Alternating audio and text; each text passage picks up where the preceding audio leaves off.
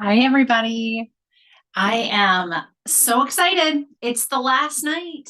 I'm hoping that some of you show up. I haven't seen anybody pop in quite yet. So I'm going to get started because, of course, I record these and I want to make sure that everybody gets a chance to see them. There is still one more time to meet with me, and that would be on Friday at 4 p.m. when we have office hours.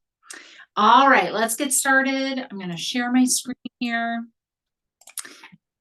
So this whole last week is all about the new you. It's all about sharing, everything that we've put together again, but kind of putting it all back together in one little package. So I'm going to start out this week. Day one is about setting your intentions for the future. And I very specifically created a nice little journal entry. It's in the workbook. Of course, it's also on the first day as a worksheet. But I want you to write a letter to your future self. And I want it to include where you have started to notice your old patterns, how this journey has helped you to liberate yourself from that, and what your intention is to your future self. That's really what I want you to dial into. What is your intention for your future self to continue on this path of staying in your joy every day, living that life that you want to live, that you enjoy, and not falling back into the familiar, which are the old patterns that had you feeling stuck and like you couldn't quite get at your joy anymore. So that's really what this very first journal entry is all about, and what day one is all about, is just kind of setting aside time and starting out with that intention. And I would go back to this. I'd go back to it maybe in a month, in a couple months, in a few months. Really, I want for you to have this as your guiding light in how you're planning to keep this growth and change mindset that we talked about last week.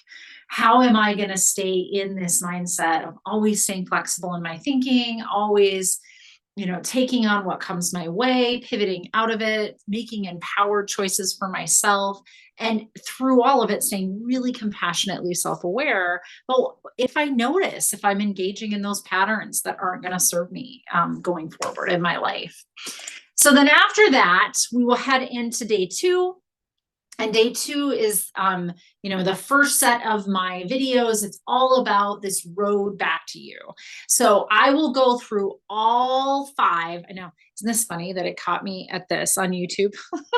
But I will go through all five of the stages that we talked about, and I'll focus in on those four skill sets that we have talked about in the Taking Our Places. So it's awareness, compassion, empowerment, and self-care, ACEs of the personalized liberation journey. So we're going to go through all of them again. We're going to review why they're so important, how they're important.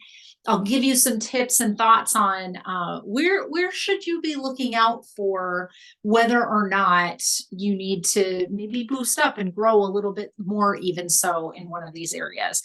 I think all of us can use continued effort in staying on top of our self-awareness. It's why I've done mindfulness and guided meditations all throughout this series. And I strongly encourage you to continue to grow in that area. But this will be a time for you to really reflect and see, where are those areas for me, the ones that I know that are there for me. And so day three will be taking that time for journaling and contemplation around this. So where would I need to focus my practice or my intention going forward? If I want to stay in this new me version of me, is it in my self-awareness? Is it in my self-compassion? Is it more related to the programming and conditioning? Have I uncovered everything that's not serving me? Do I need to be really challenging myself to step into making more self-empowered choices, even when it goes against the grain of the rules of life, that cultural, religious, family conditioning that I've been brought up in, and that seem to uphold some of these patterns that don't serve me. And then finally, but never the least among these, self-care. Like, yeah, that's an area I think we all can continue to grow in, right? Certainly it's one to keep our attention on. And so that is what we're going to be looking on in day 3, is just kind of then taking some reflections. We start day 1, setting that intention. Day 2, you can go through the video that's kind of an overview of everything we've done in the last 9 weeks so far. And then day 3 is really sitting down with that contemplative look at what's worked for me, what hasn't worked for me, what do I want to keep doing, what don't I want to keep doing, and we'll go from there. All right. After that, I talked about this last week, and I was like, I think I talked about this. Where do we talk about this? I haven't taught it as a 10-week course, and so I couldn't remember where I had slotted this piece, but it's some of my favorite. I could take this idea of life as a road and rumble strips being the discomfort of painful emotions, struggle emotions, growth emotions, I would contest is really what that is. I could take that particular metaphor like to new heights, really, seriously. Like, I keep on going after it. So the metaphor here is that if you are on, your path, the one that is designed to be the life that you want to live, you don't run up against discomfort very often when you're in your joy. But when you need growth, when what you're doing is no longer in alignment with that path that you have now rediscovered and you are living in your joy, if you start to feel uncomfortable, if you start to notice those, what we would have formerly called negative emotions, but they're the emotions that are just difficult, they take effort from us. Those are your rumble strips. And all it's telling you is, this is a place for growth. This is a place of challenge for me. Sometimes when we really feel like we're at our wits' end, like we've thrown everything at it and life is still seeming to be a struggle for us, what it may actually be is that it's time for major change. And that's really what life transition is all about. It's, one of those places in our life where uncomfortable emotions are common is during life transition. And they're there to tell us that we hurt, that what's happening is not in alignment with where we would best be served. And that could mean that we've grown out of something. It may not mean that it's like we've been doing it wrong this whole way. It may just mean that we have somehow bumped up against something that no longer serves us, that it did for a long time and it no longer does. And so the rumble strip analogy is really just to take these uncomfortable things, these struggles, and instead of using that judgment, to stay curious and to really expect that they're there to guide us back on our path. Rumble strips are there so we don't end up in a ditch. Sometimes we do, but they're there to really pull, to jar us so that we come back onto our path. And that is what we're talking about in this particular rumble strips on day, was it 4? Day 4. So then we will go into some journaling around the rumble strips. But before that, we have this other worksheet. So I do want you to spend some time thinking after you watch that second video. I want you to spend some time thinking about what you've noticed for yourself. Like, where in your own life have you felt like there were rumble strips, that you've got off course, or you started to notice something wasn't feeling good? So one of the analogies, or not even an analogy, it's just a real life example that I think really fits this quite well, is symptoms of burnout.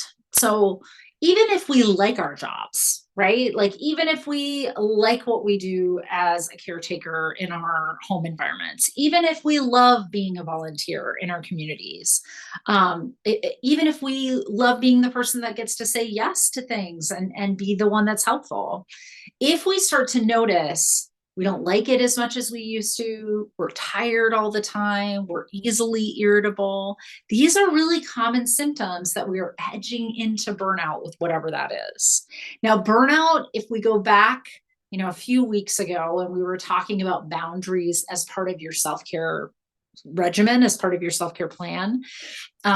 Sometimes those symptoms that I was just talking about are just because our energy in, energy out isn't balanced. And we need to take a look and readjust our self-care in order to get back in alignment and have enough energy to apply to the kinds of things like our jobs and our families and our communities. However, burnout sometimes is a really great rumble strip that you've moved beyond something. Maybe this job no longer serves you. It was something that you did for a long time and you loved it dearly, and you probably still love it if somebody asks you about it. However, it's not where you are right now. There may be something else, and you may not know what that something else is, which is even more scary, right? Like that feels uncomfortable too, to kind of go on to that growth edge, like we talked about last week. So these rumble strips are sometimes things that come up though on the regular for you. So for instance, for me, I know one of my rumble strips when I am tired, most often it's because I'm tired. It might be because I'm sick, or a little hormonal, because I certainly cycle through the month and midlife is real and hormonal changes are almost like adolescence. It's super amazing. I know when I'm feeling that irritation, like one of my rumble strips is that I get short with the people that I really care about. So I like hold my shit together. This is like the classic little kid goes to school, holds their stuff together all day long, comes home and melts down, has a million tantrums.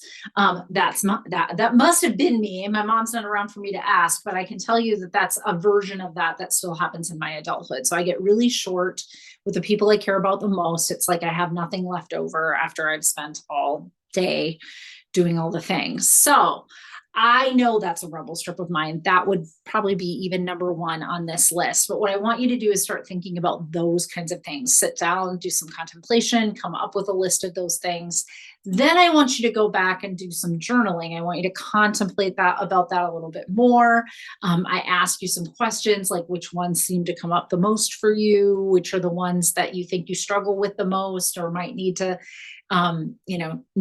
manage differently. And you can even go back then to this dear future self and realign your intentions. If you uncovered something with these rumble strips, you may want to realign your intentions in your future to make sure that the area of growth that you're focusing in on is one that lines up with helping you with some rumble strips that are coming up quite often. Okay. That's day 4. Moving on, day 5, owning our story. And I can't take credit for this phraseology. I think I picked up on it from Dr. Brene Brown, but it's not a concept that she created either. It's kind of this idea though, around when we step into owning the story that we have, like really believing in our own story, in a way that like we write it, right? We re-narrated it, we re-authored it, we are, really owning all aspects of it. It doesn't bring the kind of pain and sharpness, the shame, that would be what Dr. Brene Brown would call it, but it doesn't bring with it those kinds of things. So I think sometimes at the beginning of Taking Our Places or any of the other programs I have, one of the things I've noticed most often for women is that they have a version of their story that they have been told about them.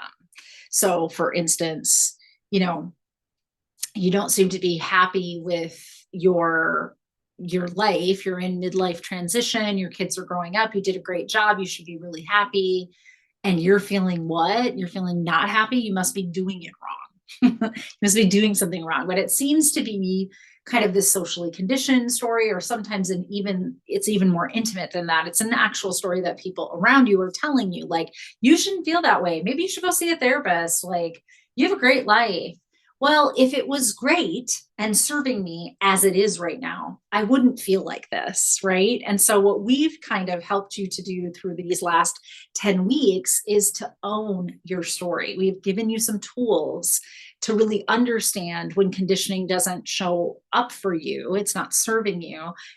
You need to make self-empowered choices to not do what you've been told you should do. which is hard. You need to do things like tell other people, no, no, my story is I did those things up until now, and now it's my time, right? Now it's my time, and I want to step into that. So owning our story is all about that. And so we'll go through how I envisioned putting this program together for you, the Learn to Love Your Story program, and taking our places. And then also do some journaling and contemplation around that as well. So this is the plans for your future. This worksheet here is contemplative, but we're really kind of focusing in on what do you want for your life going forward. So this isn't just about the intention you're setting, but how do you want it to look? How do you want to, see that these lessons show up in your life in 10 years from now, 5 years from now, 2 months from now? So just doing a little bit more contemplation. I know you're just like, oh, it's all more journaling. It is. It's all more journaling because remember, like I talked about last week, neurobiologically, this is how we really solidify things. If you come up with an idea that you're thinking about and then you put it into words, you've articulated it into words in your head, and then you put it down on a piece of paper, you've articulated it into a different part of your brain where you have to write it out. And then, we almost always end up kind of reflecting, reading it back to ourselves. That's another area of your brain. That's 4 times that you've rehearsed that information in your mind. And it really does start to solidify it, which is why I have you do so many journaling exercises in this program. All right, so day 6, what is the story of the new you? Now I want you to take just a little bit different look at it, okay? I talk in this video a little bit about the brain again and how the hippocampus in particular works in our memory. So humans have horrible memory. We're the worst eyewitnesses ever. It's really awful how many people have served time for things they did not do because we do not have photographic memory. We have very emotionally charged memory. So if something is emotionally relevant to us, then it's likely to stick at least some of the details a little bit more, but even that is a little bit fuzzy. It all comes in and out of this hippocampus, which is kind of a lens that we're looking through and tucking it back in and looking through and tucking it back in. And so some of the power, say, in talk therapy is if you tell me about some of your past issues, pains, suffering, things that you feel shame about, we help you look at it differently and repackage it and put it back into your memory. And then the next time you pull it out, you're pulling it out in that way. And then you repackage it yet again and put it back into your memory. Over time, you can really cognitively shift how you think and feel about things. And so I talk about that here because what I'm hoping for you with all of this contemplation and all of the journaling that you're doing in this last week as we pull all of this stuff together is I really want to set you on a journey of pretty much anything you pull out of that memory store you can tuck back in the way that makes the most sense to you, that is part of this new you, this new idea of yourself, this more empowered person, this person that's designing a life that she loves and living it for herself. That is what I want you to be focused on in this last piece here is just what is that narrative? What does that look like? And it's not like it can't change. It can and will change over time. But right now, where you're at with what all you've armed yourself in learning, what does that story look like? And then finally, I'm going to have you write that new story, the story of the new you. So that's really the last piece to this is to kind of put it all together. I hope that you have really enjoyed. I've enjoyed the last 10 weeks. I really appreciate that you've participated, that we have, gotten to try to condense this into a 10-week format and that you've given me feedback on how that's gone for you. I also hope to see you in 2023. Free group coaching all of 2023.